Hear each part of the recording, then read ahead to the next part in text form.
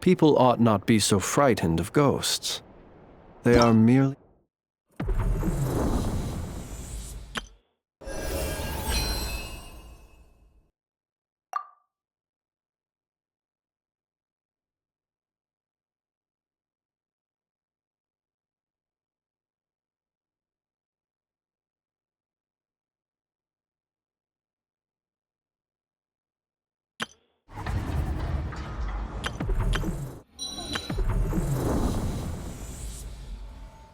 talking shadows, chattering away.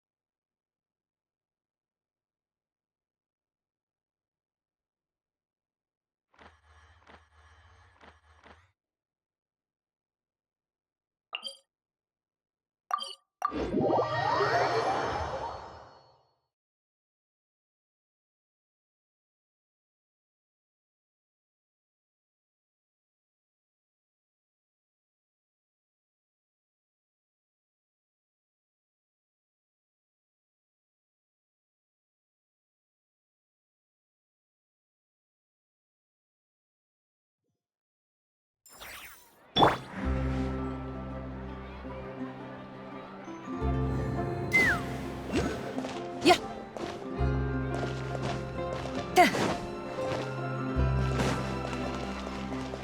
飛ぶか。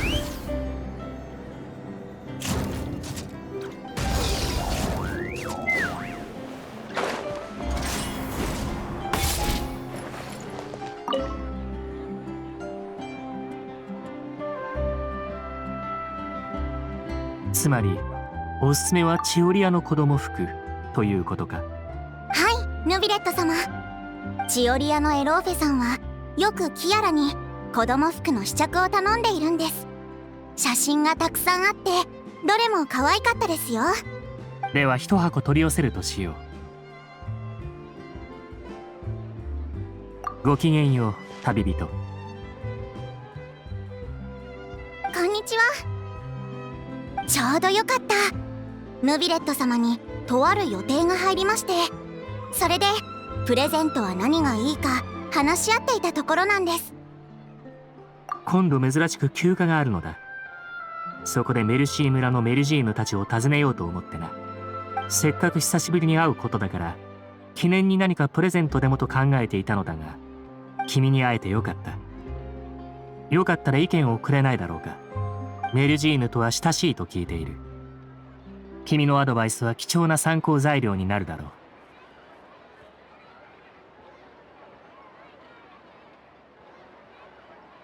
そうでした。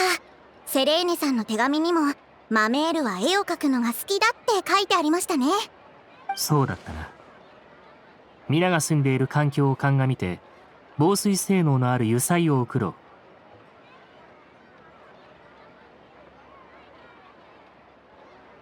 そうですそうです。それなら私が選びますよ。クロックワーク工房に行けばマシナリーのパーツを安く買えますし、クロックワーク玩具も手に入ります。ではパーツの買い出しを頼めないだろうか。値段は気にせず好きなのを選んでくれ。費用は多めに渡しておく。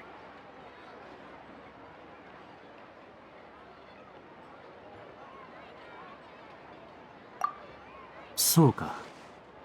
残念ながら私にできる料理といえばスープくらいなものだ。セドナ、最近メルジーヌたちの間で話題の食べ物などはあるか？ケーキ、マカロン、プクプクシュークリーム、パートドゥフリュイ、それからコンコロワッカリングとファンタです。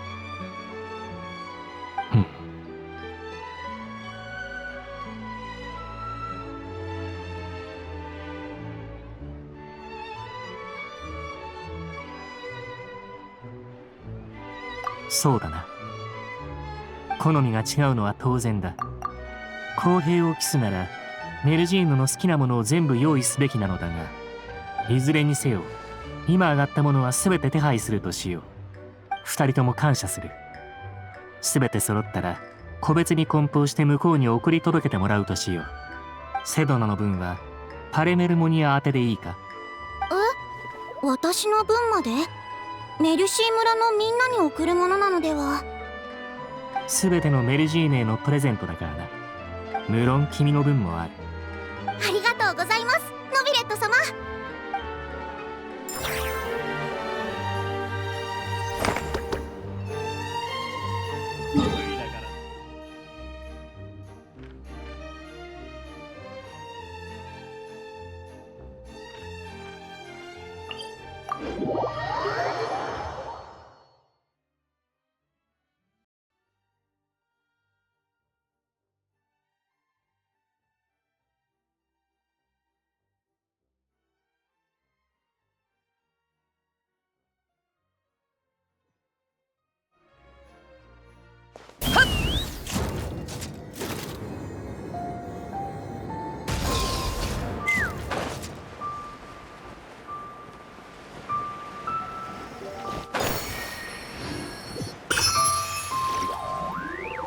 飛ぶか。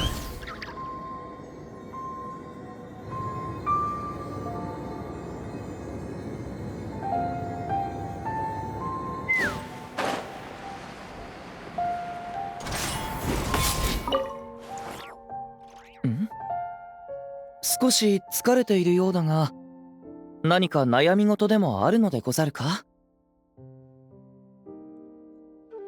さすが強い心の持ち主でござるな。されど無理は良くない。今日は少し休養をとってはどうでござるか？ちょうど手元に葉がある。一曲奏でよう。この旋律が風となり、これからもお主と共にあるように、願いを込めて。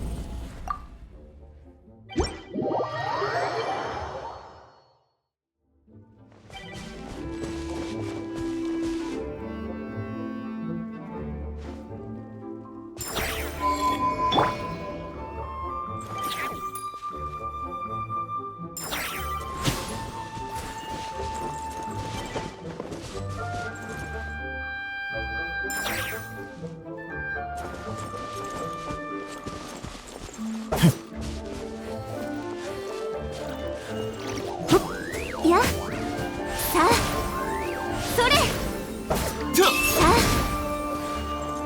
あ、目を閉じたお静かに。それ、たあ、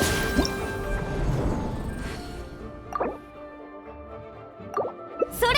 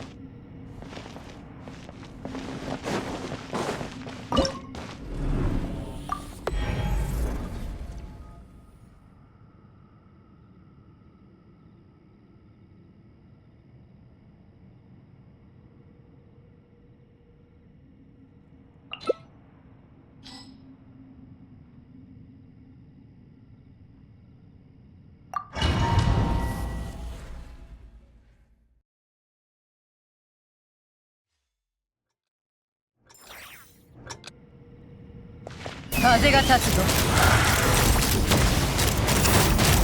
今だ。ロックオン。ロックオン。撃て。さっはっやっ。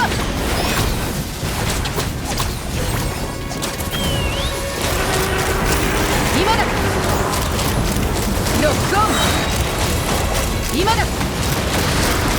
撃て。今だ。ジュレ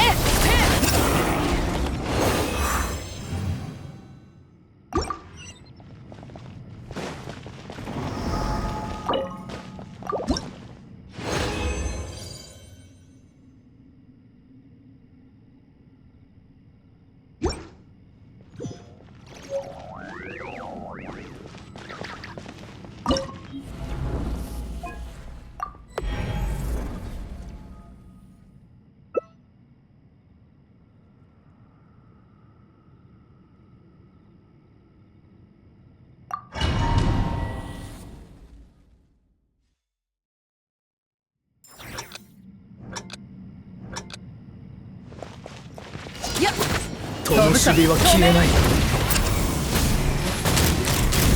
ロックオン。よし、この天下で裁く。せいはっはっせいはっ今だ。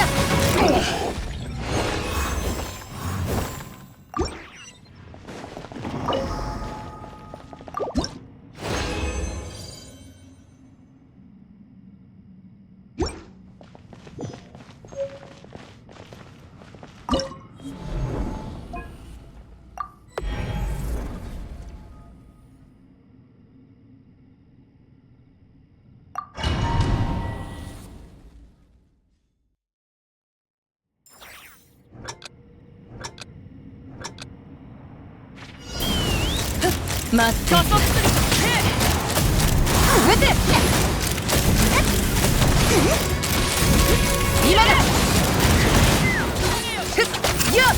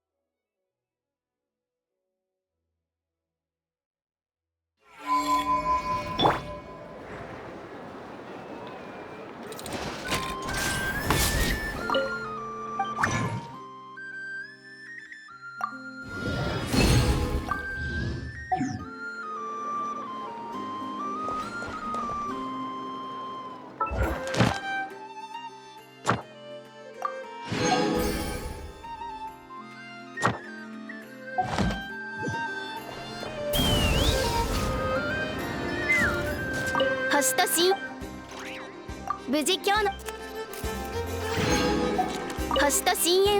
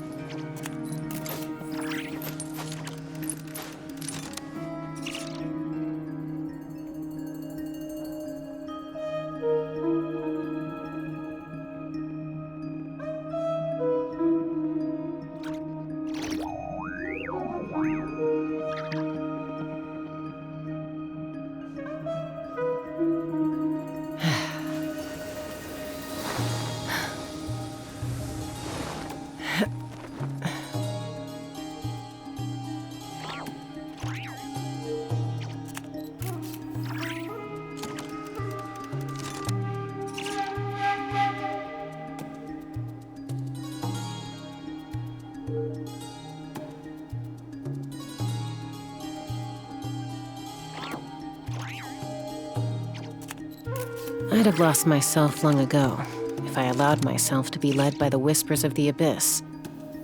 Surviving is tough, but taming the beast within is tougher.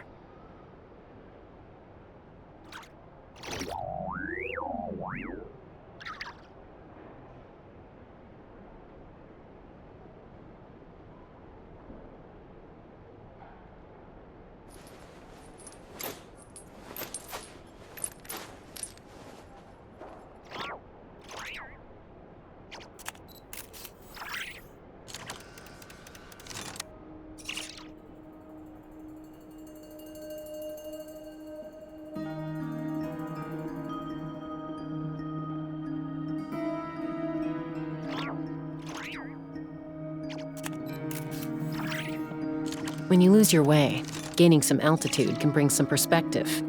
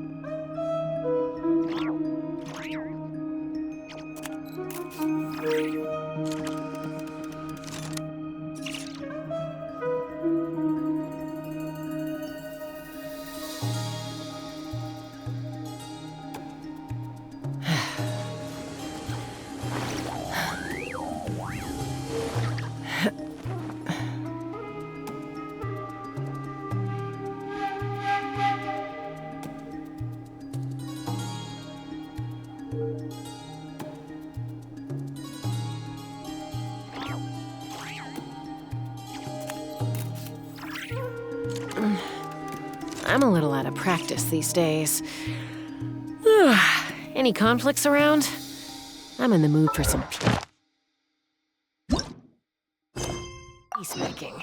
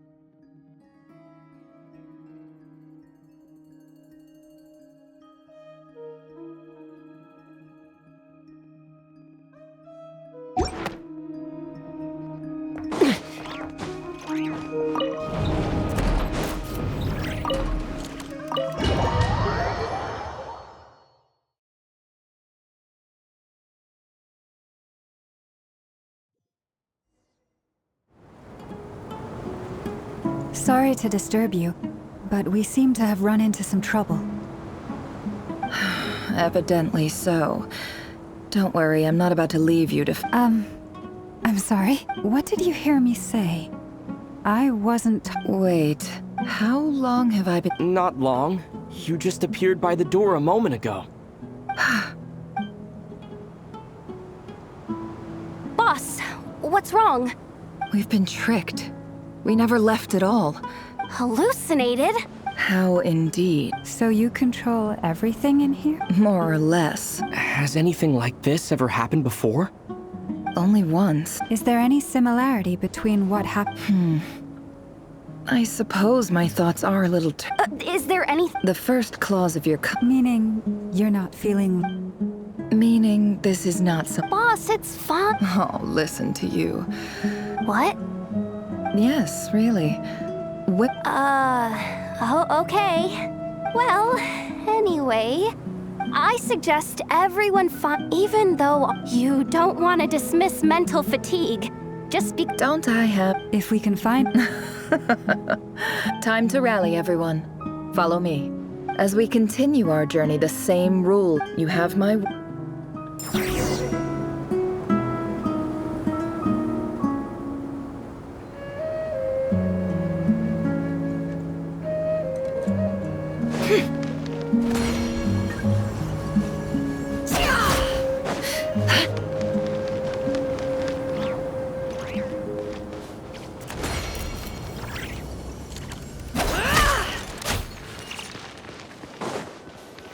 This place looks familiar. That's not a good sign. There's someone up ahead. Time for a little chat.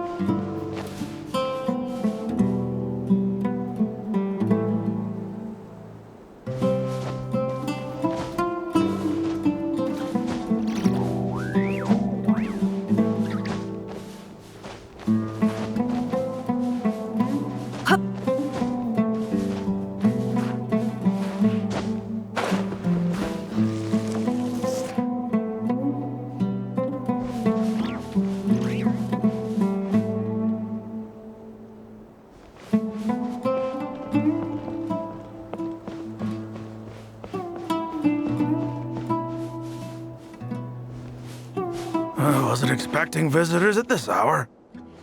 Wait, is that?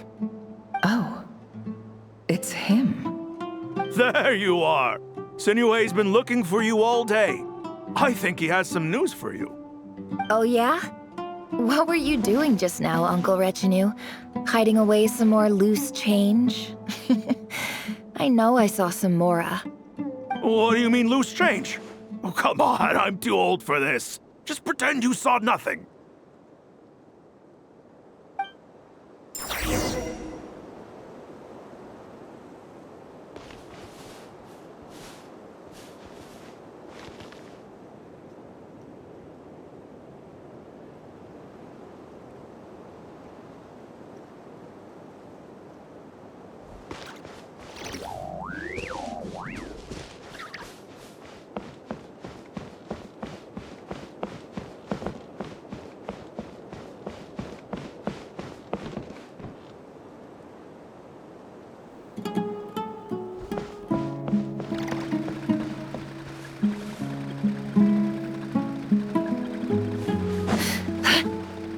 Hey, kid.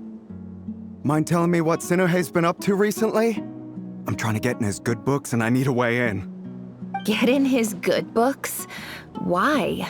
What do you want with my dad, Uncle Apepi?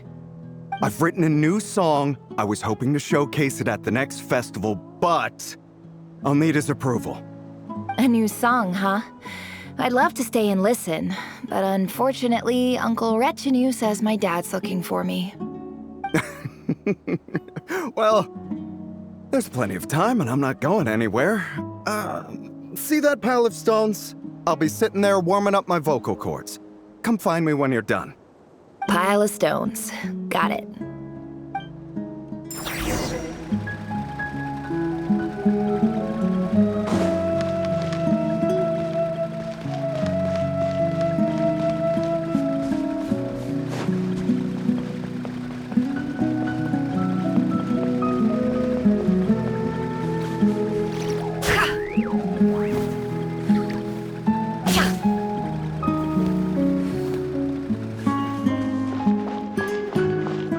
Hi, Dad. Uncle Retinue said you were looking for me. Ah, there's my little princess. If you'd gotten back just a little sooner, you could have shared the spoils of war with me. Spoils of war? Who were you fighting against, Dad? It was just a figure of speech. The aftermath of a sandstorm is no time to be waging war. I was talking about our war against thirst. I went out to fix our water supply problem, and now I'm back. Which means... We have a well again! That's right. I found a new one and brought back as much water as I could carry. It should last us for a good while. If it wasn't for these blasted sandstorms, our wells wouldn't be caving in. You wouldn't be spending all your time out searching for new water sources. As the chief of our tribe, I'm supposed to be leading us out of hardship and poverty, onto better things. You know how prosperous our ancestors were. I've told you all the stories. And look at us now, squeezed into these hovels. No one would choose this, if it wasn't for the endless wars over the years. But things are looking up. I started working with some folks from the academia a few months back. They gave me some contacts in return for my assistance in the desert. So you're the academia's helper now? Special ambassador, they call it. Think of it as a partnership. It's nothing bad, okay? We've been isolated here in the desert for too long. Seeking opportunities elsewhere is the best thing for us, and the fastest way to progress. So, do you get anything good out of being a special ambassador? Of course. My luck's improving all the time. One day, I swear I'm gonna lead us out of this place. We'll find somewhere new. Somewhere better.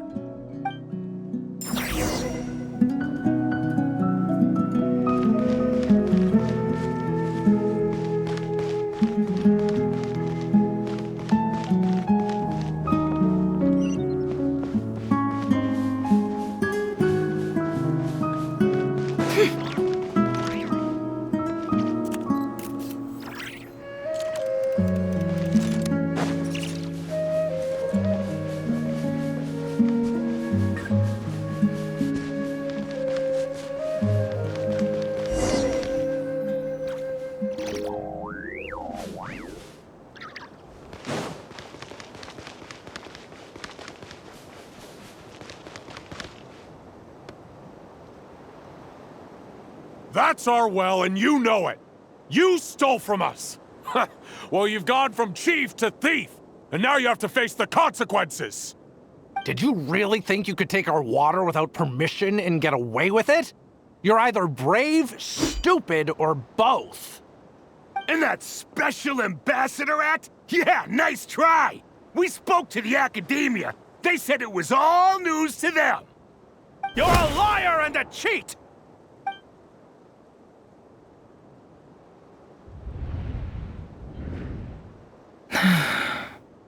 I heard Yehuda gasp, but I don't blame her.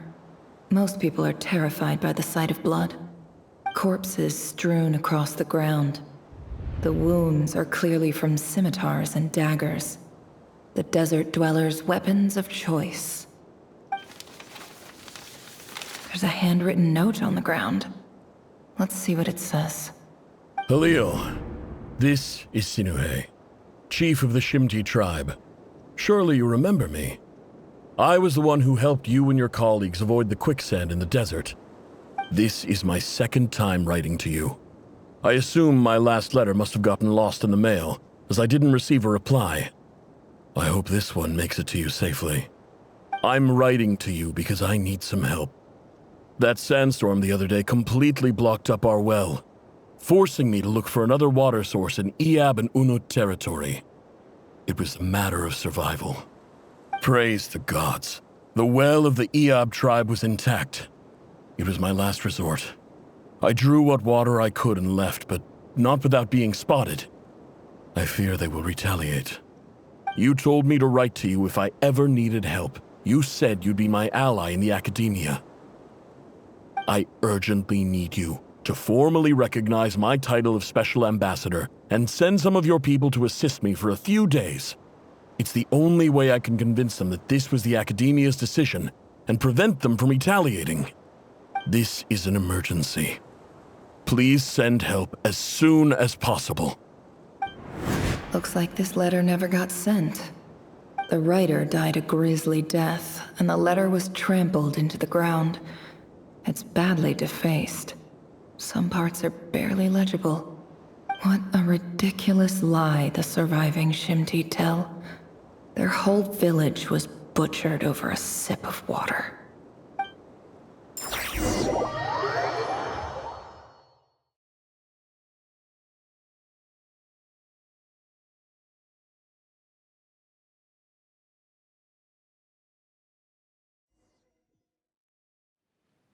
Ah, officer. Welcome. Welcome to our humble village. I thought you would at least have the courtesy to provide some respectable libations. This is the finest wine Aru village has to offer. I promise.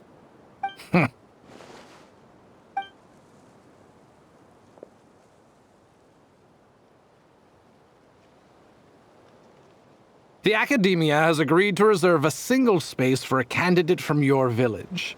But I remain skeptical of this entire endeavor. I highly doubt anyone in this desert possesses serious academic potential. Please, have faith. If not in us, then in our god. The child we found shows great promise. I beg you, take her away from this place. Give her a chance. Don't let her talent go to waste. I don't recognize her. New arrival? She showed up here a few days ago and we took her in. She's a really bright kid. Please help. I'm begging you. So, where are you from? Nowhere special. Just a sand dune. What about the rest of your family? How many of you are there? Just the one. It's only you? Correct. So, no brothers, no sisters, no mother or father? Any who have slept on a bed of sand, I call my brothers and my sisters. Apart from that, I have no family. All right. Get over here. Sign your name on the form.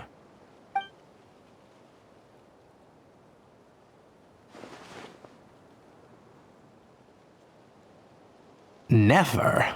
You're rather fair-skinned for a desert dweller.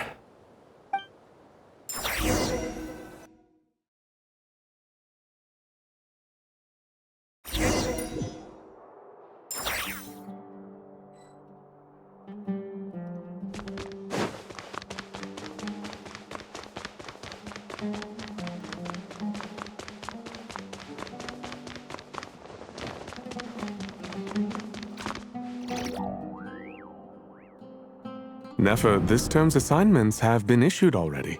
Please read through the materials thoroughly, conduct your own additional research, and then write an essay on the topic. Yes, Professor, I'm aware. I just had a couple more questions I wanted to get your perspective on. Oh? Please ask away. Well, I saw the other students' problem sheets, and I couldn't help but notice that my assignment is much easier than theirs. Do you really think I'm a weak student? A weak student? Goodness, no. Quite the opposite. You have a sharp mind. Almost too sharp. I think what you're saying is, a weak student wouldn't have noticed the discrepancy. And if they did, they certainly wouldn't complain about the lighter workload. You see, sharp as they come. You see things the way they are. And I'm sure you know why they're like that. Because of where I come from. Because I'm different.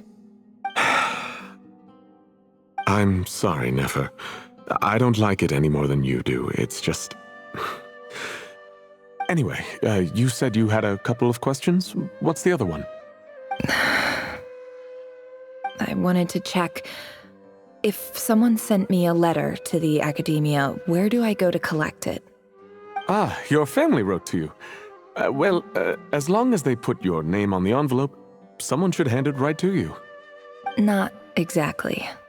It's not even a recent letter. I was just curious where the mail would end up if no one collects it. The House of Dana, I expect. I know there's a box for unclaimed mail somewhere in there, probably sitting on a shelf. Whatever you're looking for, that'd be the place to start. Okay, got it. Thank you, Professor.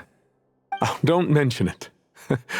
Honestly, I feel like I failed you. I'm supposed to be your teacher, but I haven't taught you anything.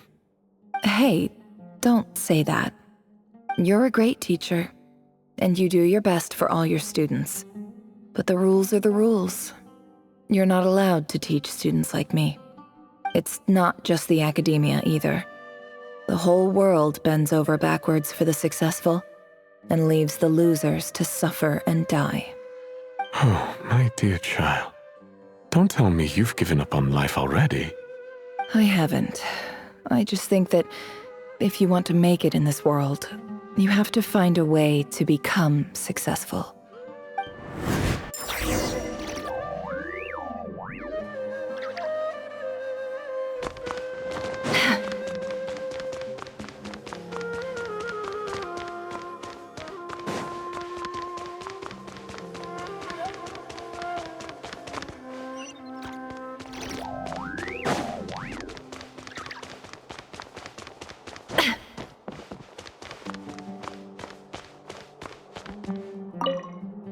This must be it. A big cardboard box full of unclaimed mail. And probably some letters that ended up here by mistake, too. Let's take a look.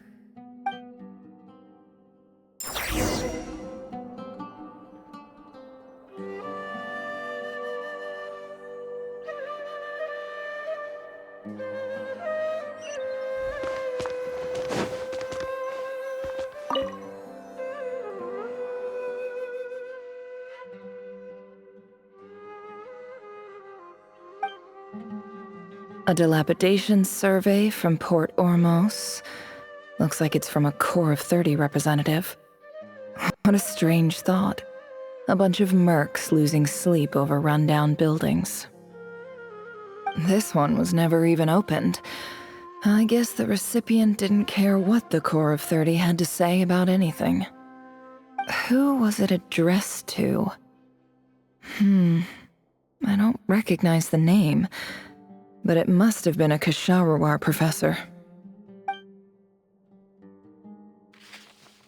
This one is addressed to the Amorta Sage.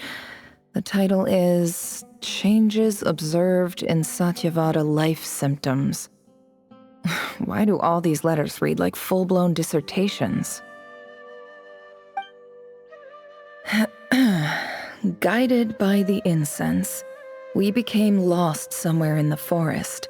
All the barriers between levels of consciousness disappeared as our minds soared around in circles, looking for a branch to seek refuge on. In clinical terms, these symptoms fit the description of incense poisoning. The Amurta Darshan strictly prohibits the use of hallucinogenic substances, but I believe there are still people getting away with it.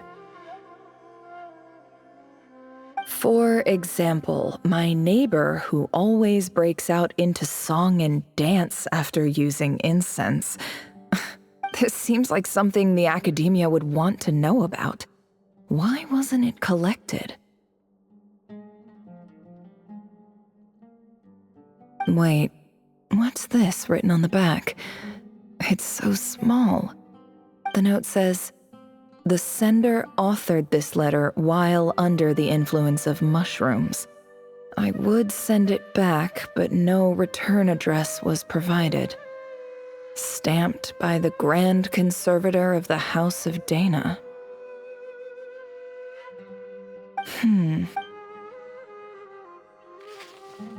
This next one is addressed to Grand Sage Azar. A few words of protest regarding recent changes in Sumeru's educational policy. In recent years, the academia has taken on a small number of students from the desert region, as per the policy to this effect. However, it appears to me that these students have not, in fact, been provided with educational opportunities that are, in any meaningful sense, equal to those enjoyed by their peers. As well as receiving dumbed-down assignments and perfunctory tutoring, they do not even have full access to the Akasha system. Education is the fundamental purpose of this institution, which should go without saying in a nation whose founding virtues are knowledge and wisdom. I ask you, is the lip service we pay to the policy of education for desert students truly the standard of pedagogy to which the academia aspires? As Grand Sage, policy decisions are your prerogative, but do not forget your roots. You and I were once students too, as was everyone else in this institution. I do hope you will give some serious attention to this matter. I encourage you to discuss issues like this with myself and others, and listen to some alternative opinions. Great letter. Shame it didn't get to where it needed to go. And the sender is... Huh? Sage Cyrus of Spontamod. I didn't realize anyone else even knew how bad students like me have it in this place. So this is where letters from the Sage of Spontamod end up? Nice one, Grand Sage. Really enlightened leadership. Whatever. This isn't what I came here for. Moving on. I'm not exactly holding out hope that a letter sent from the desert would even make it here. But if it did, where else would it end up if not in this box? I can't believe how much discarded mail there is. Must have been years since someone last went through it all. And this is just one box. The whole House of Dana is boxes on shelves. I don't believe for 1 second that any human being has sat down and read through all the documents in this place. Who has that much free time on their hands? Wait, could this be it?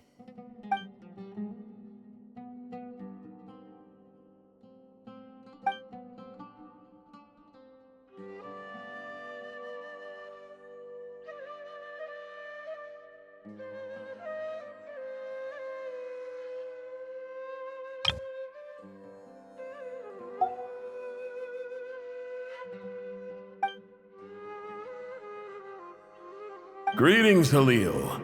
My name is Sinue, chief of the Shimti tribe. I was the one who came to you and your colleague's aid when you ran into trouble in the Great Red Sand. I don't know how well you remember it now, but I brought you to safety and gave you some water and other supplies. You seemed very pleased and told me your name.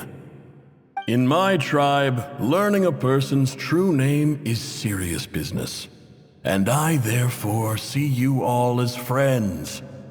You were kind enough to leave your contact details so we could stay in touch. The Shimti tribe lives a harsh, nomadic existence in the desert. You were sympathetic towards my plight, promising to make me a special ambassador of the academia and help us find a way to make a better living. This brings me to my reason for writing. Our tribe has fallen on particularly hard times, and I would like to ask for your assistance. There was a terrible sandstorm a few days ago, which blocked up the well in our land. To ensure my people's survival, I had no choice but to venture into Eob and Unut territory in search of an alternate water source. The Eob and Unut are descended from the Thamudians, while we trace our ancestry to Tulatala. We worship the Lord of Flowers and have had relatively good relations with our fellow tribes up until now. I found a well belonging to the Eob tribe. They declined to help us, but I really had no other option, so I took some water to keep me and my tribe alive. My actions are certain to incur their wrath.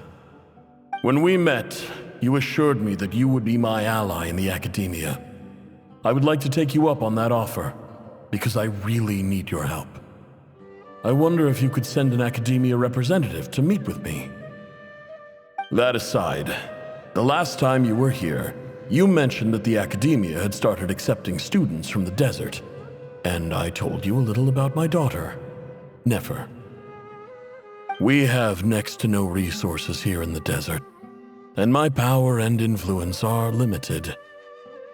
Would you consider enrolling my daughter at the academia? She is a smart girl. I know she won't disappoint you. From the outset, the academia never took you seriously. Those things they promised were just empty words. I doubt they even remember the name Sinuhe. And you were so emphatic that your luck had finally changed for the better. You swore you'd lead us to a better place one day. You spoke with such conviction, like you were the most powerful chief in the whole desert. You liar. You lied about everything. You promised the world and delivered on none of it. And who fell for it? Just me, by the looks of it. Despite your best efforts. Which makes you a pathetic liar. You weren't even any good at it. I think I'll take over from here. Let me show you how it's done.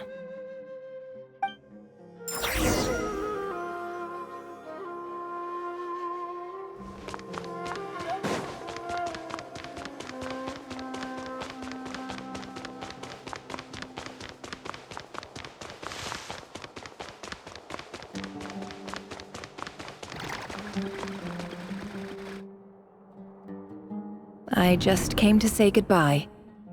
Thanks for everything you've done for me in my time here. Nefer? You packed your bags. Where are you going? I'm quitting. Something's come up in my hometown. Gonna head back and deal with it. Huh? But this was a hard-won opportunity for you. You know that better than I do. It was. But it doesn't matter. I have more important things to deal with and they can't wait. Oh, and I didn't want to overfill my bags, so I left some incense on your desk.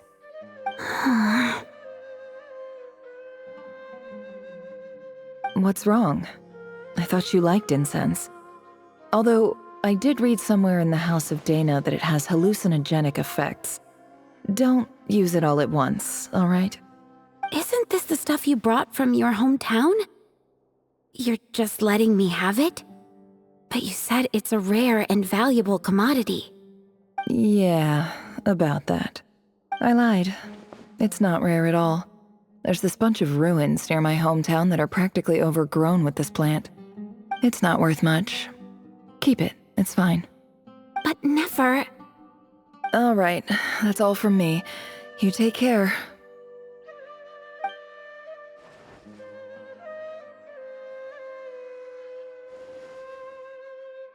Don't forget me, okay? I mean, we're more than just classmates, right? We're friends. Yeah, I'll remember you. I lied again. That incense is worth a fortune, and it's a rare find even in those ruins. And as for remembering her, I have far too much to do when I get back. No time to reminisce. I'll be lucky if I even make it through this alive. But either way, I expect I'll forget you pretty quickly.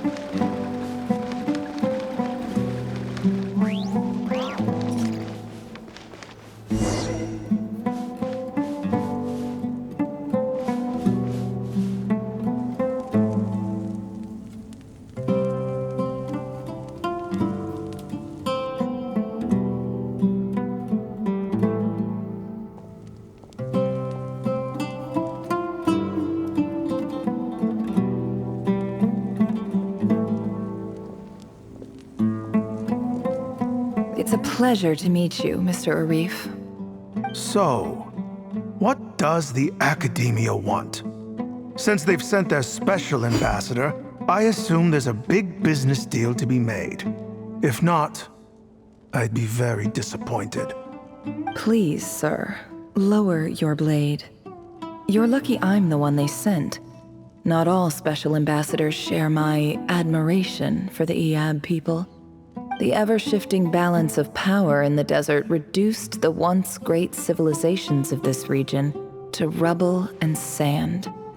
But the story of the Iab has a very different trajectory. Others grew weak, but you grew strong, beginning in obscurity and moving to prosperity. You're the only ones who defied the trend. Huh. So, you do know who you're dealing with? This well is the perfect symbol of your strength, is it not? It used to belong to the Unut, but it looks like you have control over it now. You're not wrong. But I'm sure you didn't come all this way just to flatter us. Of course not. I came to bring you some very good news. Some information that recently came to light, which might just be your ticket to freedom. Records uncovered by the Vahumana Darshan show that a certain well currently under Iab control is built on top of some ancient ruins.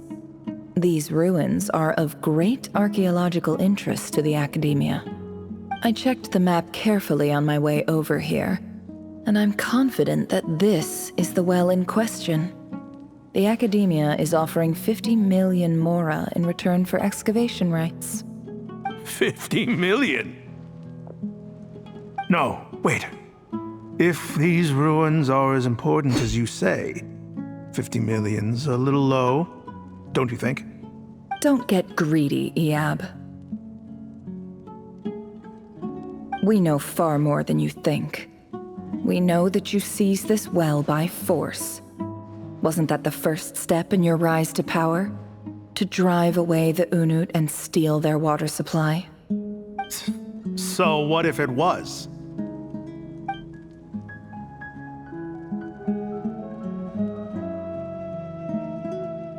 Don't worry. As unscrupulous as it was, it's something we're willing to overlook. The Academia is only interested in dealing with the de facto power holders in the region. I hope I am making myself clear. And I hope your words are the truth.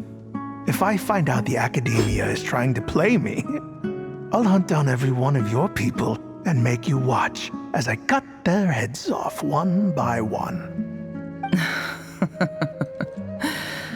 I assure you, Chief, that would not be in your long-term interests. You don't want to make an enemy of the Academia. You see how I'm dressed, don't you? I appreciate that you've never been to the rainforest, but surely even you recognize an ambassador's attire when you see it. And what does a barbarian like you have to lose anyway? You really think the Sumeru Academia would bother to come all this way just to lie to you? We have more important things to worry about. All right, I take your point. The Academia is the highest authority in the land. I'm sure you're trustworthy people. In that case, we have a deal. We will sell you the excavation rights. I'd like to thank you, Ambassador. This is good news indeed. Excellent news. In fact, it calls for a celebration. Would you do us the honor of staying a while and enjoying some Eab hospitality? Gladly. I am partial to wine myself, and I trust you are as well. So let's indulge in a few drinks together, in celebration of this momentous occasion.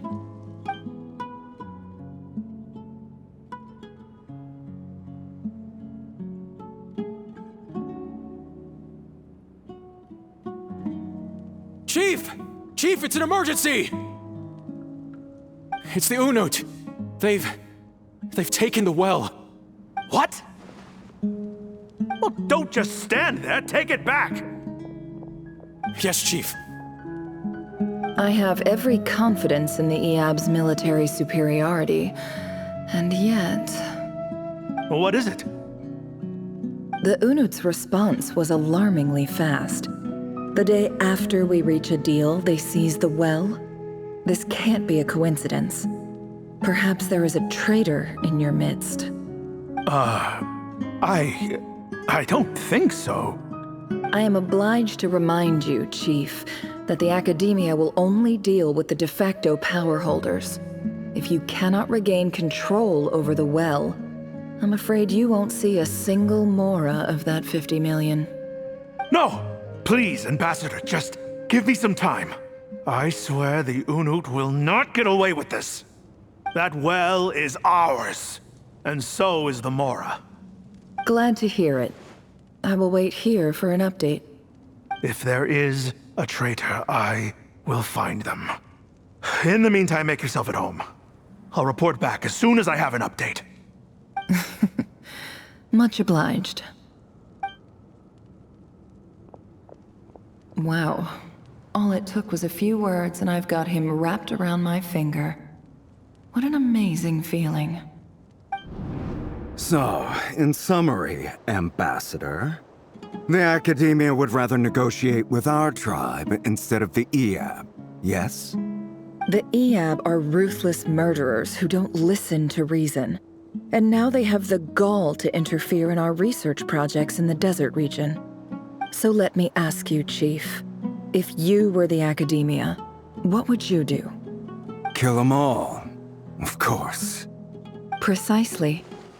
The Academia does not tolerate those who stand in our way.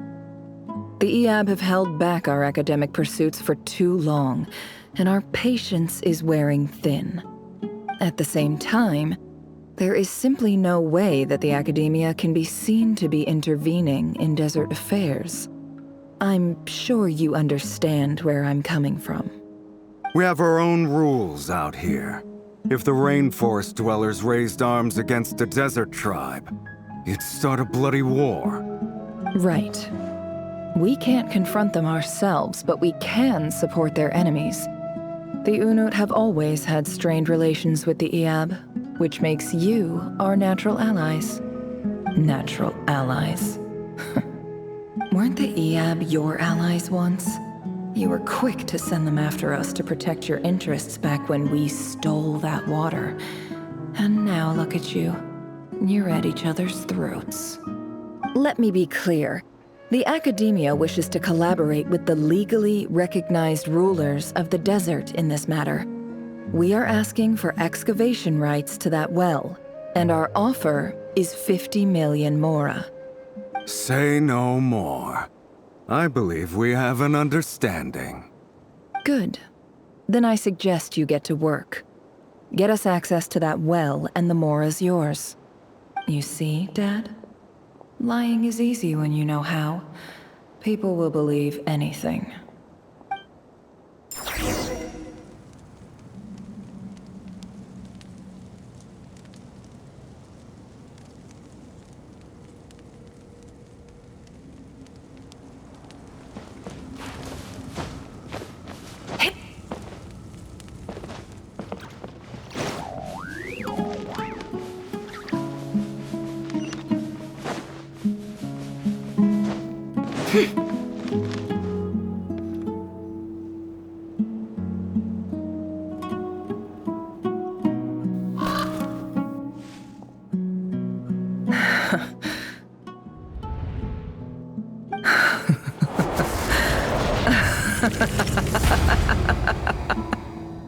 Look at yourselves.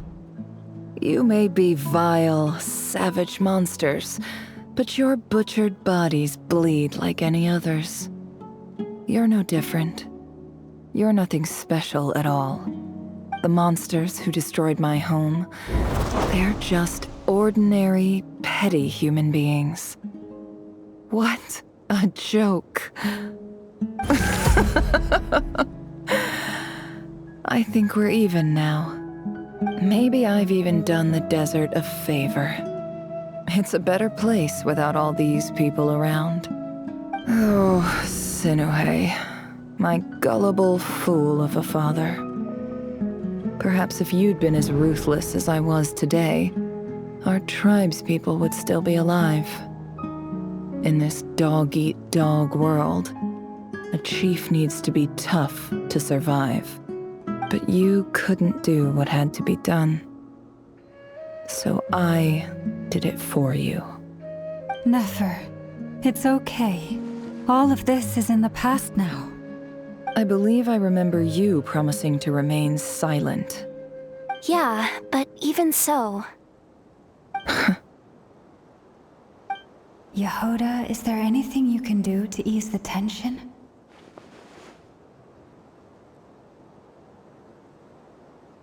Alright, time for a sharp turn onto a completely different topic.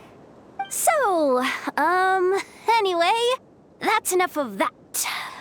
When are we getting out of this place? Feels like we've been walking forever.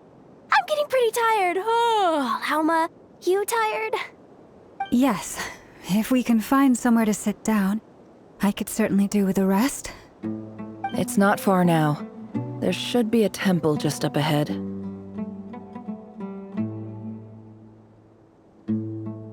Yes. Really? A temple? That's where this story ends? I guess that's how things go in the desert.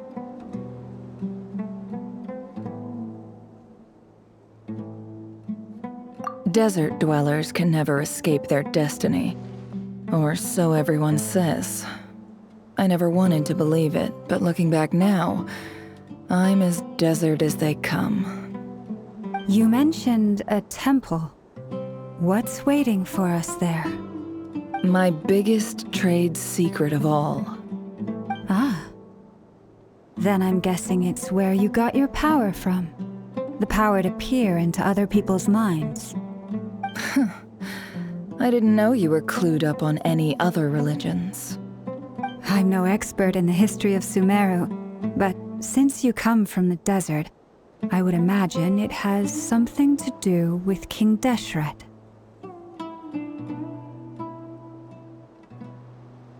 Sounds impressive. Ah, I know who you mean. General Mahamatra Sino. The spirit of Hermanubis dwells within him. That's Boss Neff for ya. She knows everything. Sino's hardly a figure of obscurity, but I know about Sethos too. What about him? Is he a big deal or something? Well, he's not a small deal, let's put it that way. Please, this is the bare-bone basics. Save the flattery. Thanks for your patience, everyone. I'm sure it's been a lot to take in. With any luck, that's our exit just up ahead.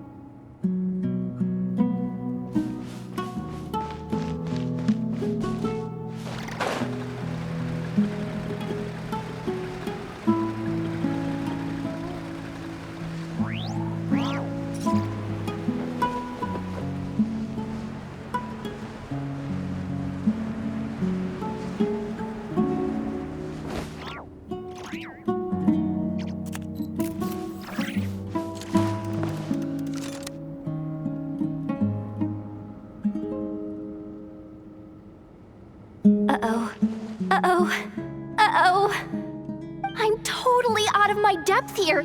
I don't have anything to add about any of this stuff. Like, look at that statue, for instance. I want to do the whole name-dropping, this girl knows her stuff thing too, but I've never seen anything like it before. A statue with the head of a bird. That's Thoth, the Ibis King, one of the 7 pillars of King Deshret. The legends say that he, the Crocodile King, and the Goat King were the 3 retainers of King Deshret. Let's take a look.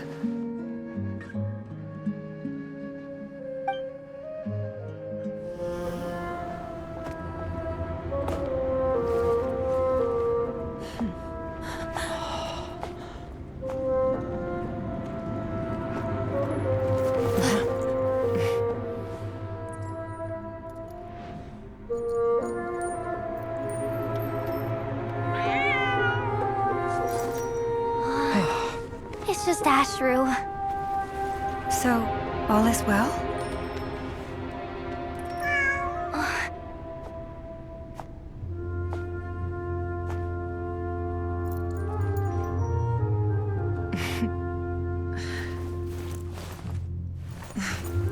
Typically speaking, at this point, the world disintegrates.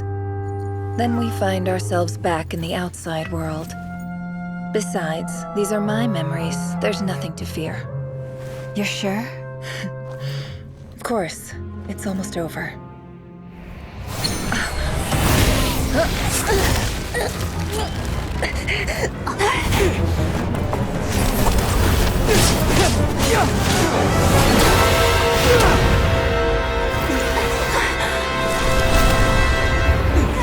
Never! Hold on!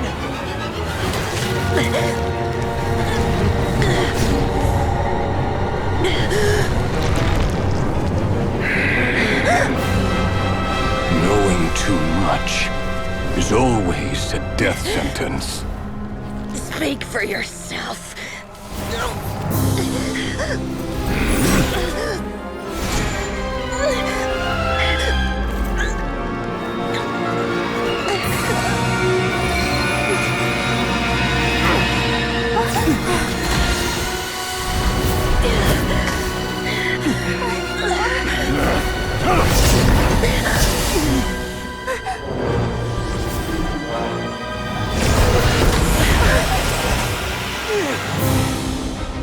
How repulsive.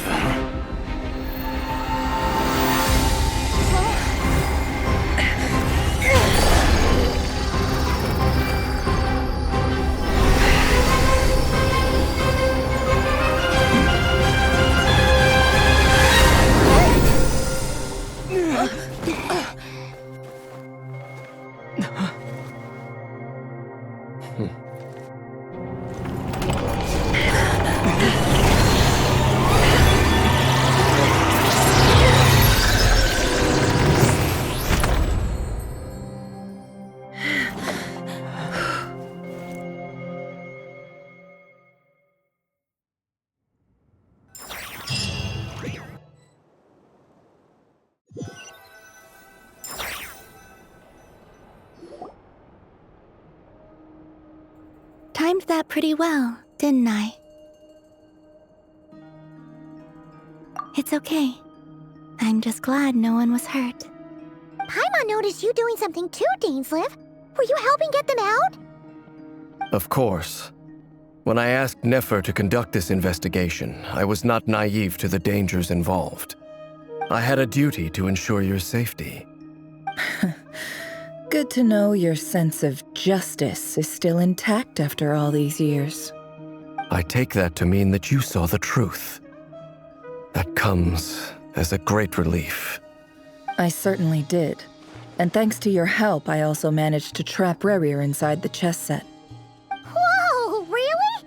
How'd you manage that? Well, to be honest, I sensed that something was wrong long before we made it to the temple. By using this fragment to probe into Rerir's past, well, the monster formerly known as Rerir, it seems I alerted him.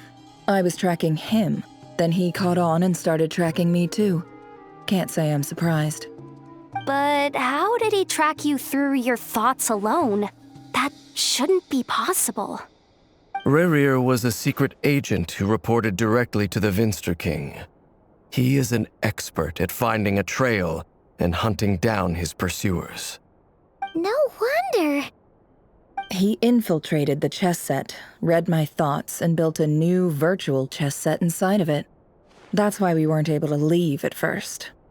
Speaking of your chess set, it's quite a remarkable item.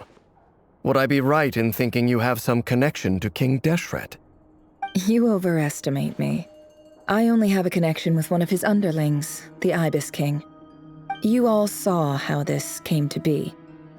A long time ago, the Iab massacred my tribe, the Shimti, in our home village. A few years later, I enrolled in the academia, where some new information came to light. The Unut and the Iab fought a bitter battle over the rights to a well, all for the sake of a non-existent 50 million mora. The Iab ultimately won that confrontation, but their victory came at the cost of almost every warrior in the tribe. The final blow to the Iab came at the victory feast, when an Unut assassin beheaded their chief right before my eyes. The remaining Iab fled and have been scattered to the winds ever since.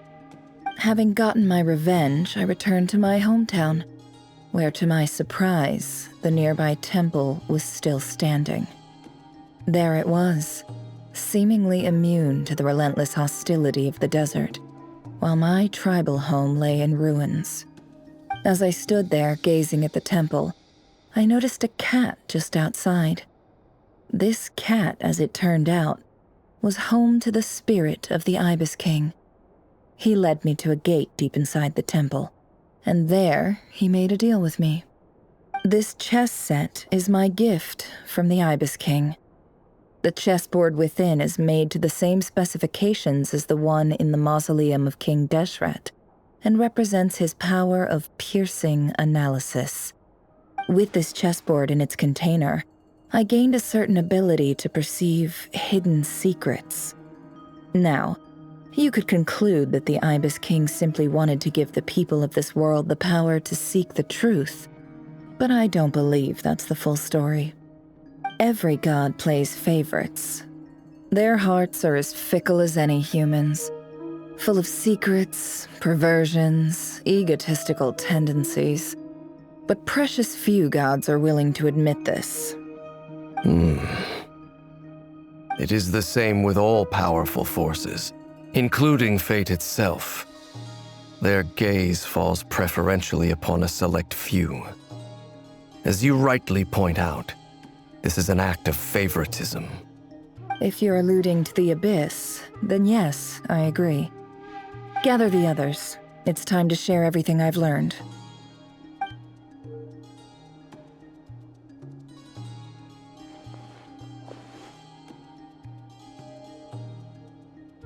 Thank you all for being here.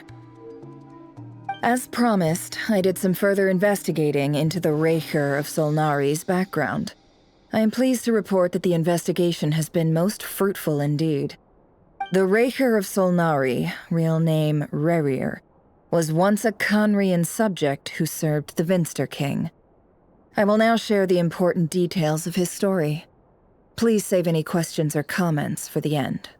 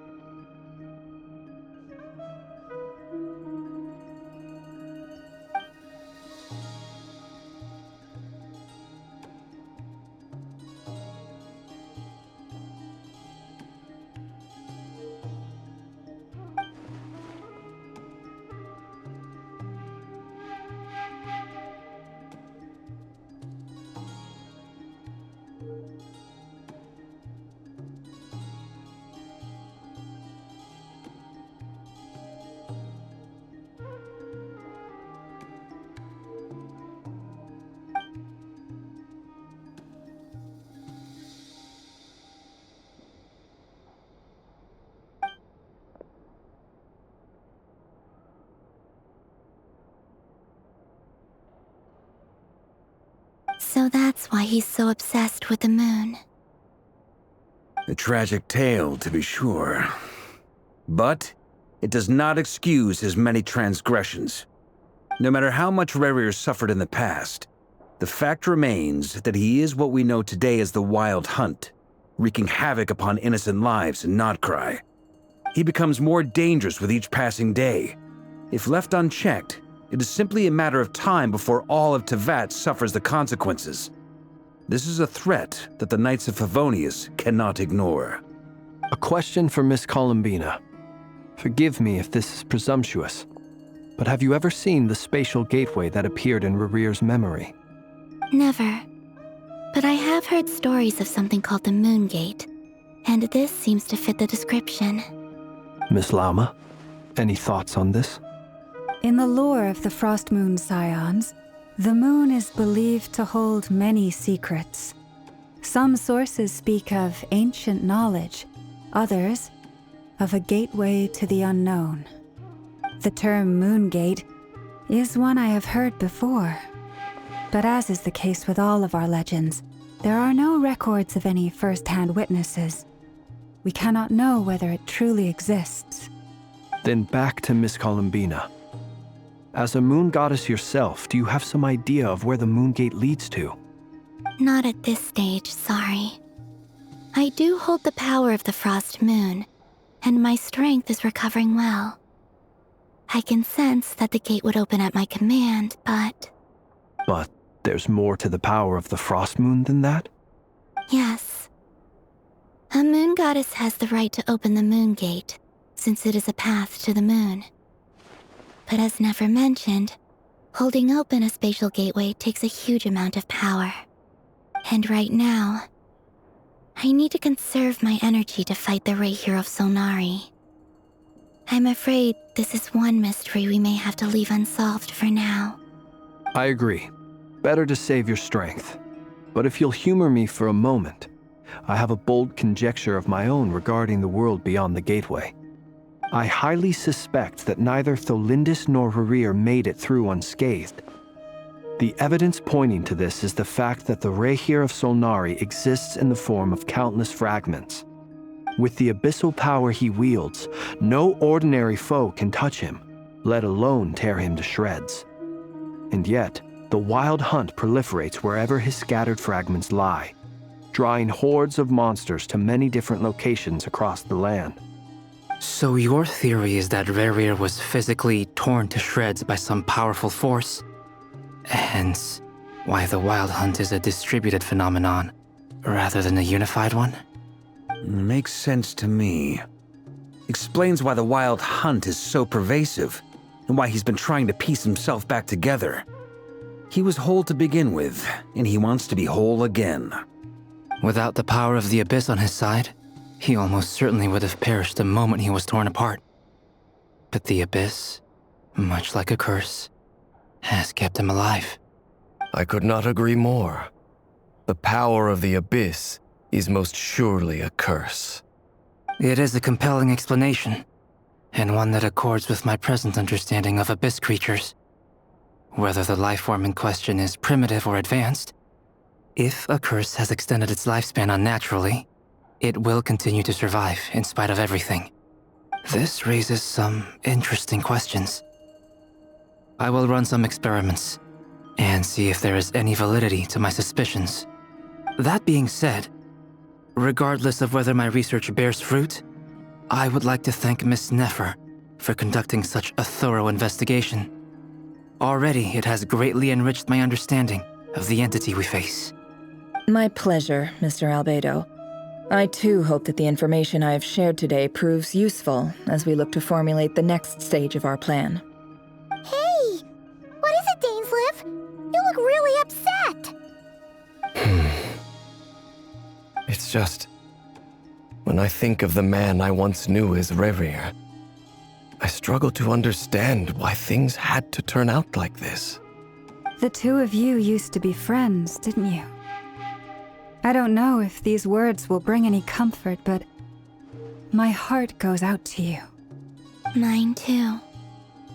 We can never know all the hows and whys of the way things are. The moon and stars are full of untold secrets and lies, and the skies are host to many more mysteries than these alone. Yet, none of that can begin to compare with the complexity of human life. Those are the first comforting words I've heard in a long time. Thank you both. Well, I think this is a good place to end today's meeting. I'm sure Nefer needs some time to recover. She's been through an awful lot today. That's very thoughtful of you, Lama. Of course. Sounds good to me. Take some time to rest and digest before we reconvene to nail down a plan.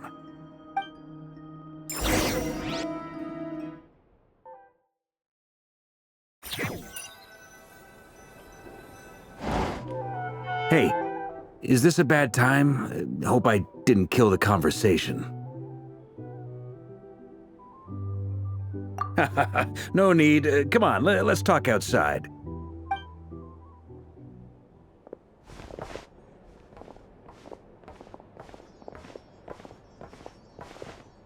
Anyway, Nefer went back to the curatorium to get some rest. But before she left, she shared some things with me that I thought you should be aware of. Firstly, although she managed to trap the Raker of Solnari inside her chess set, there's no guarantee that the power of the Ibis King is any match for one of the 5 sinners. Their powers are beyond our comprehension. It's only a matter of time before he finds a way to break out. We have to come up with a plan and take care of him before that happens. Honestly, my mom figured that might be the case. So, how long have we got? Well, I asked her that same question. She talked for a long time, but for the most part, it seemed like she was trying to convince me how precious her chess set is, and what a long and storied history it has. It felt like some kind of sales pitch, you know? The kind where you end up handing over Mora against your will? Anyway, after all that, she finally answered the question. 2 days, at most. 2 days? Holy moly! Can we even recruit enough help in that time? That remains to be seen. Which brings me to the second issue. Dainsleif is obviously conflicted about this whole thing. But given how little time we have, there's no way we can pull this off without his help. You have some history with him, right? Do you think maybe you could talk to him for us? Great. I appreciate it. All right, on to item 3. So, Albedo, Durin, and I put our heads together and came up with a plan. Can't promise it's gonna work yet, but at least it's a start. We figured we'd bounce the idea off you first. We'll explore it further once everyone's recovered. Oh, Paimon's dying to hear this. All right, so here's what we're thinking.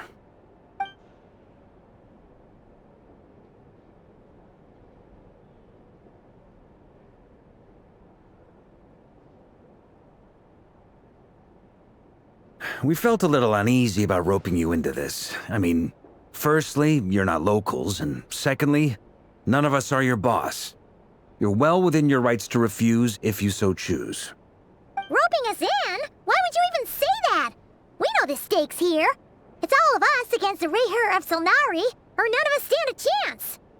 I choose my words very intentionally, I'll have you know. I like to think there's an art to striking a down-to-earth tone even when the stakes are through the roof. Sir Varka, I have a few thoughts about this plan. I'm all ears. I think we can be more flexible with how the roles are allocated. In my view, the most sensible lineup would be like this.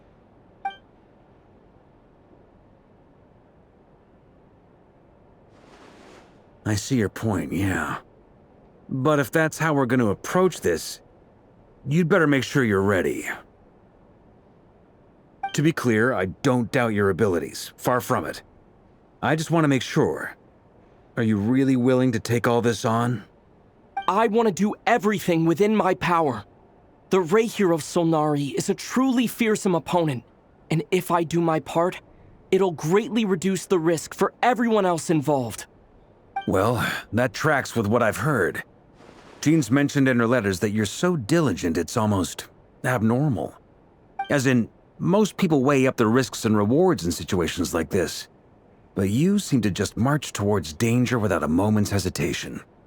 Of course, everyone appreciates a fearless pioneer. But all that aside, I'm the Grand Master of the Knights of Favonius, and you're our honorary knight. I want to make sure your courage doesn't come at the expense of your safety. Thank you, Sir Varka. I should be the one thanking you. It means a lot to have you on board. I'll give some serious thought to your suggestions.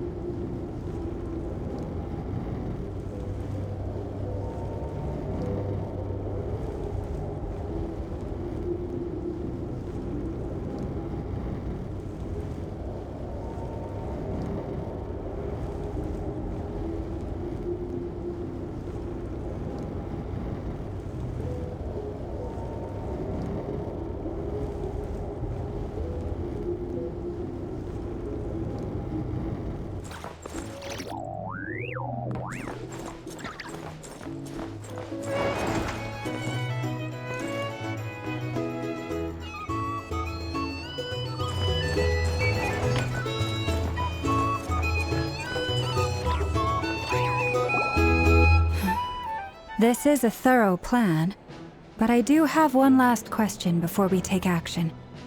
How can we be sure that our enemy won't leave the designated area? Great question. Albedo's been hard at work analyzing Rayher and the Wild Hunt's behavioral patterns. His conclusions are as follows. Firstly, from the earliest known confrontation until now, Rayher has never displayed any ability to manipulate the dimension of space. So it's unlikely he has any power in that domain. Secondly, he seems to have a particularly strong vendetta against our group. If we put him in a fight-or-flight situation, he'll choose to fight every time. Thirdly, finally, and most importantly, he is consumed by hatred, both for the moon and for his enemies. Turns out, we tick both of those boxes.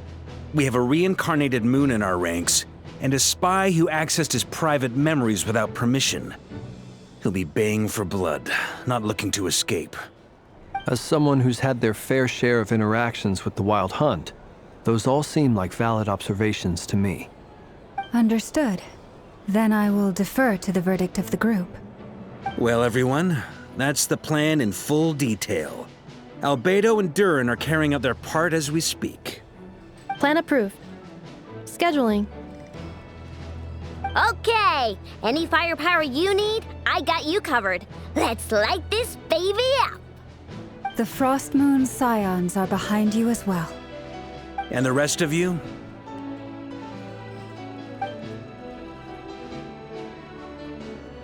No objections?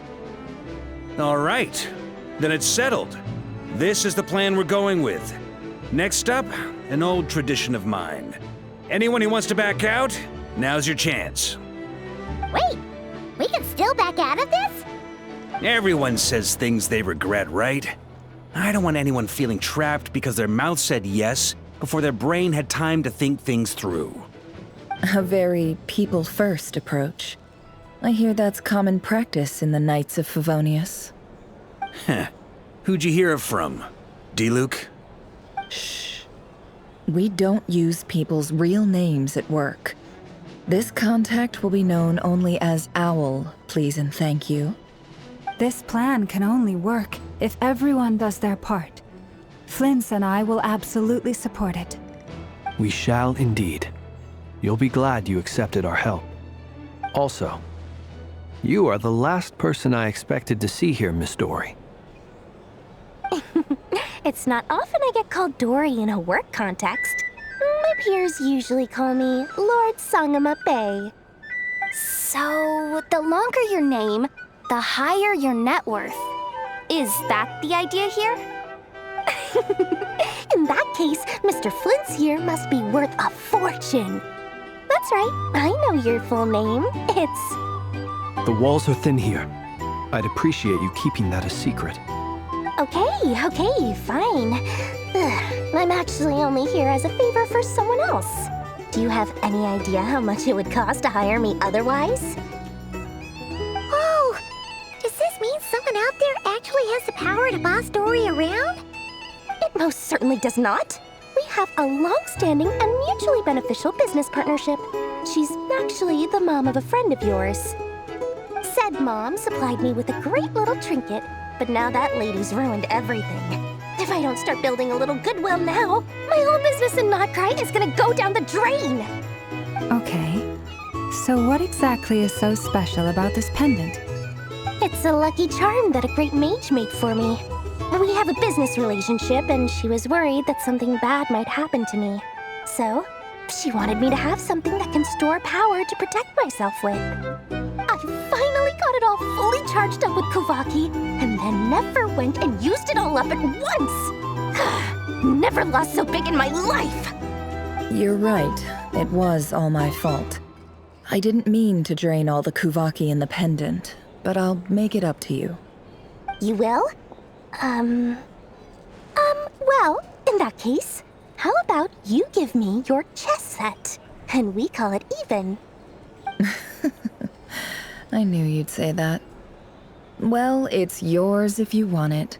In fact, take it now, and I'll even throw in a free Raker of Solnari. Deal? You're putting me in a difficult position here. It's a very useful thing to have around, but I have a funny feeling it won't be around much longer. I guess we'll see in a couple of days. Looks like bankruptcy for me. Hey, don't be so pessimistic. See this through and you never know. You might find a new business opportunity on the other side.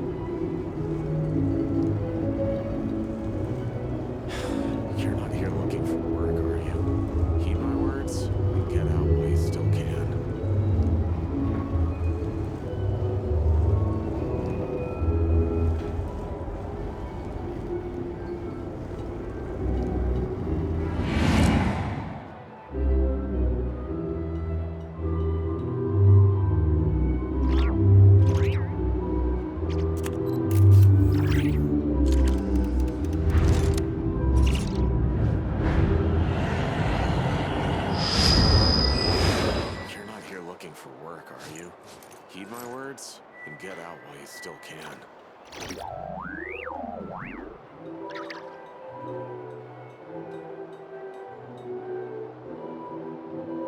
He who wishes to peer into the abyss needs simply to wander through Nodcry on a misty night.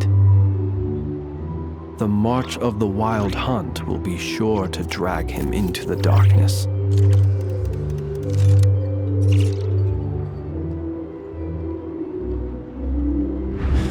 You're not here looking for work, are you?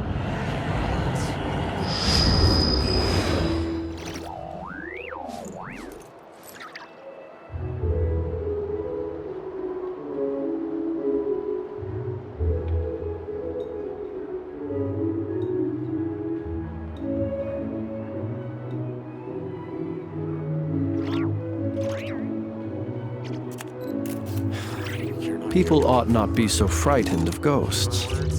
They are merely talking shadows, chattering away endlessly about their past affairs.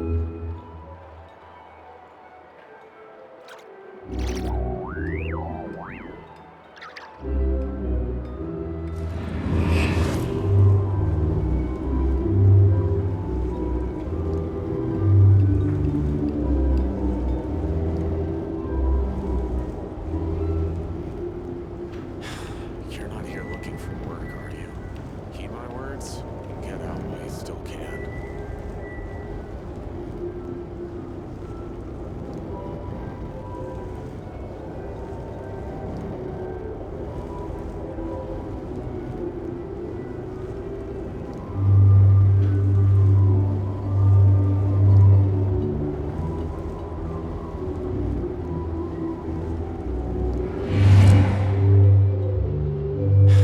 You're not here looking for work, are you? Heed my words and get out while you still can.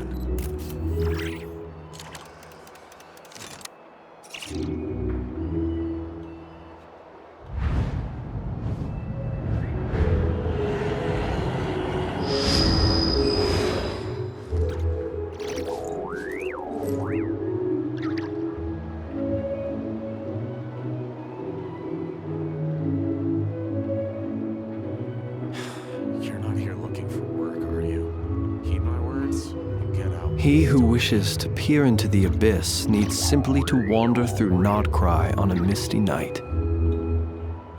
The march of the wild hunt will be sure to drag him into the darkness.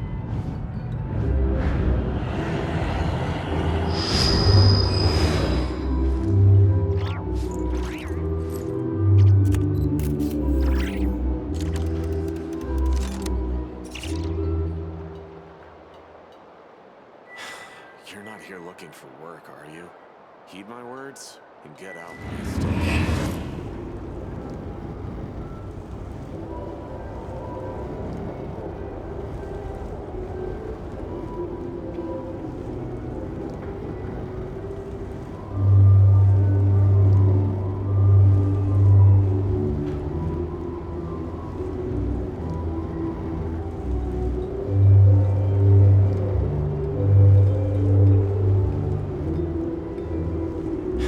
You're not here looking for work, are you? Heed my words and get out while you still can.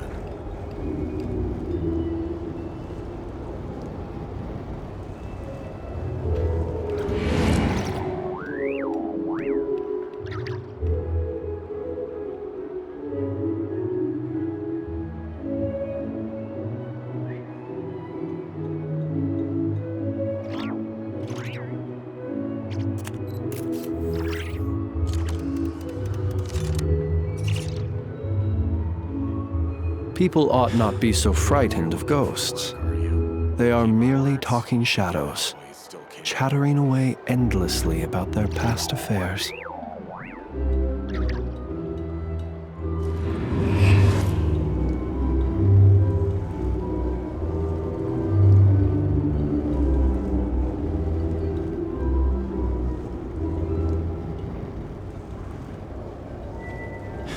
You're not here looking for work, are you? Heed my words and get out while you still can.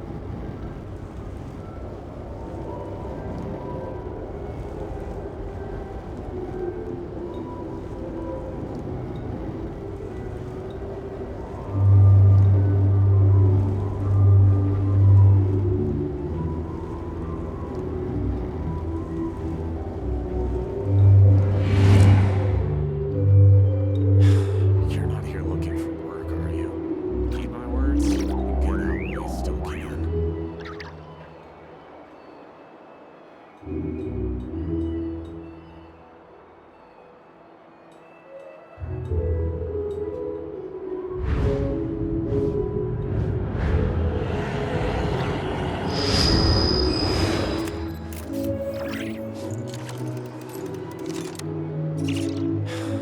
not here looking for work, are you? Heed my words and get out while you still can.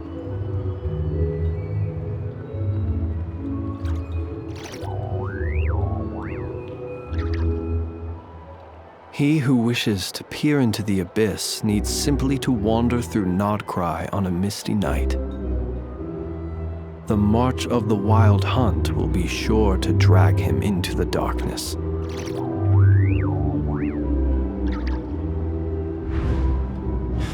You're not here looking for work,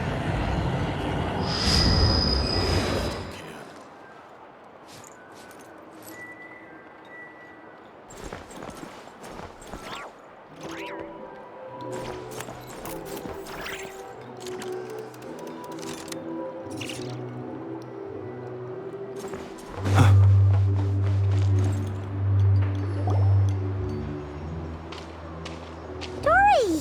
How are things going? Feeling ready? Oh, I was born ready. We only have 2 days. You think Lord Sangamabe would let an opportunity like this slip by?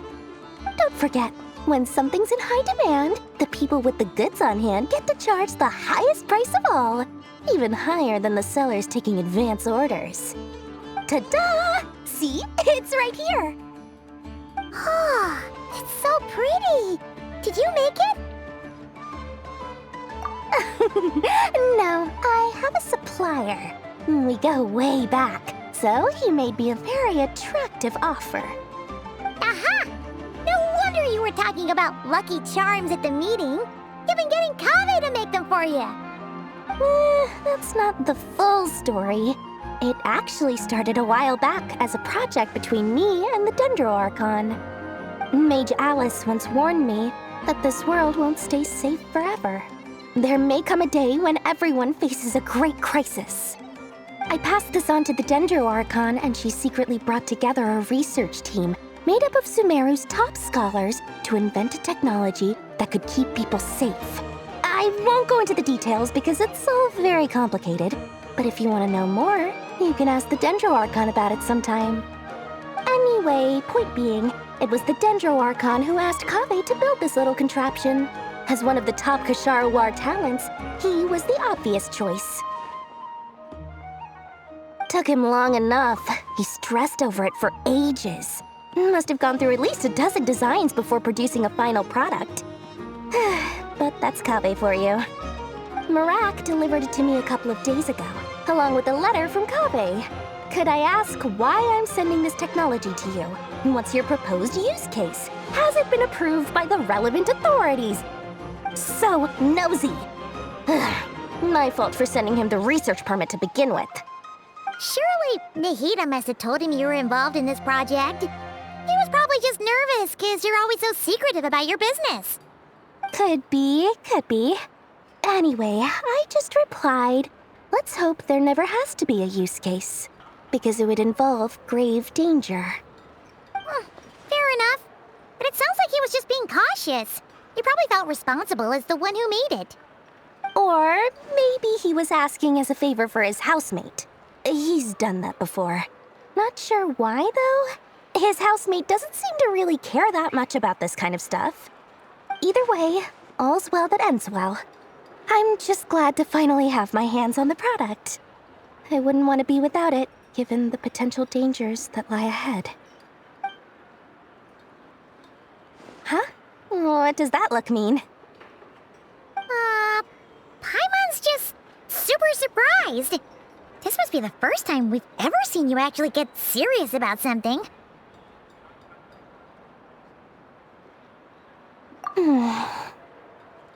Well, a long time ago, I made a promise to myself. I promised that I was gonna live every day of my life with a big beaming smile. Obviously, Mora plays a big part in that. But there are always gonna be times in life when you have to give something back. That could mean paying back a debt, returning a favor, or showing some kindness. Alice has been a huge help to me over the years. She was the first investor I ever had.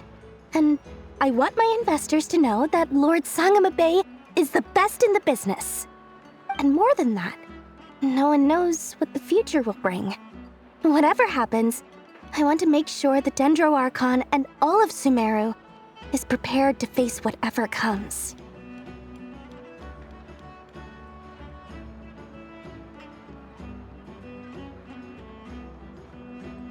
Oh, that? I was just making sure Nefer and I are square.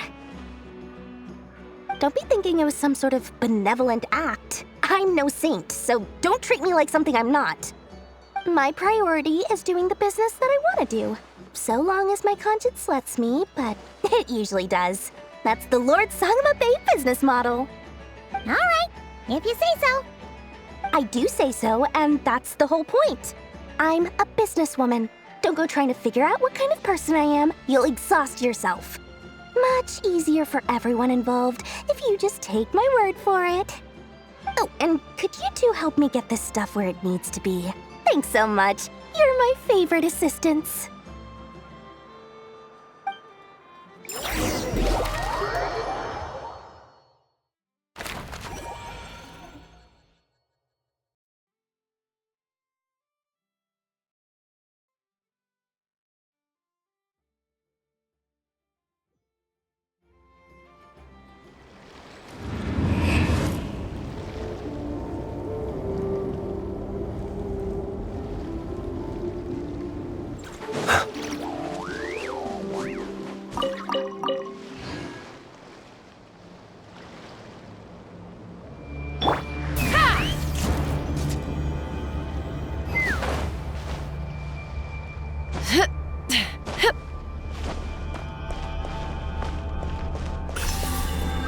Take me up!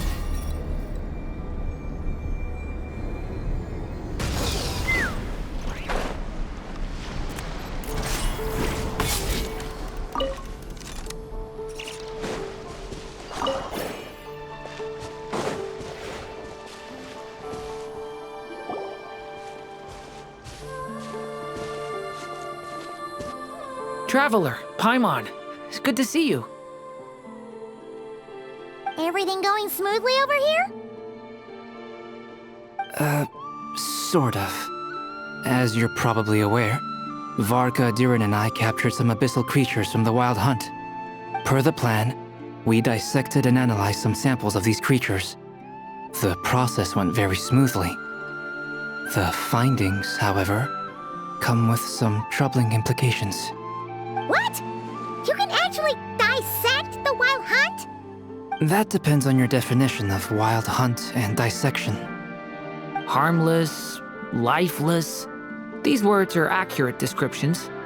The Wild Hunt is an interesting phenomenon. In and of itself, it doesn't seem to possess anything akin to a human personality. But taken as a collective, the medium through which the Wild Hunt is summoned does appear to have a soul. Master griped a lot about the wise Horoptotire, and seemed somewhat fascinated with the Faust Certology. But she barely mentioned Rerir at all. I don't think that was because of his lower social standing, though. Anyway, it's a pity.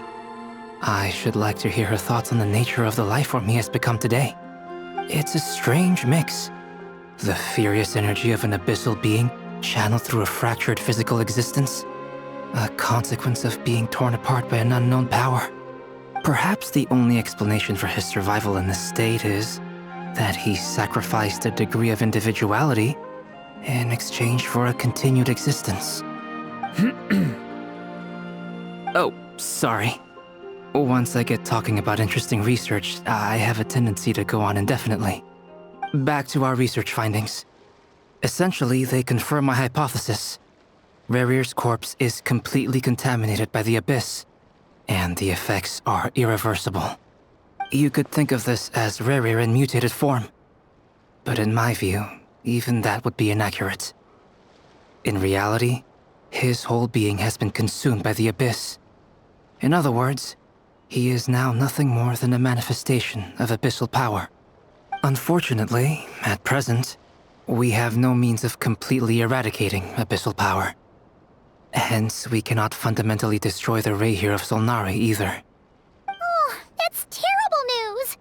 So, that's it? We can't defeat him? Not even if we get the power of the Three Moons? Miss Columbina's situation is a difficult one. She can never achieve wholeness when the world does not accept her presence. It's as if her creator banished her to a place she can never be accepted. It means she spends most of her energy just on her own survival. Given the circumstances, it's only natural to despair. But we must see this plan through to the end. Time to kick off the backup plan. Oh, Paimon almost forgot! This is for you. Dory asked us to bring it. Ah, how wonderful. Well, thank you for making the trip. Durin and I will be heading off shortly. I'm sorry I won't be there to protect you in person this time. Please be careful.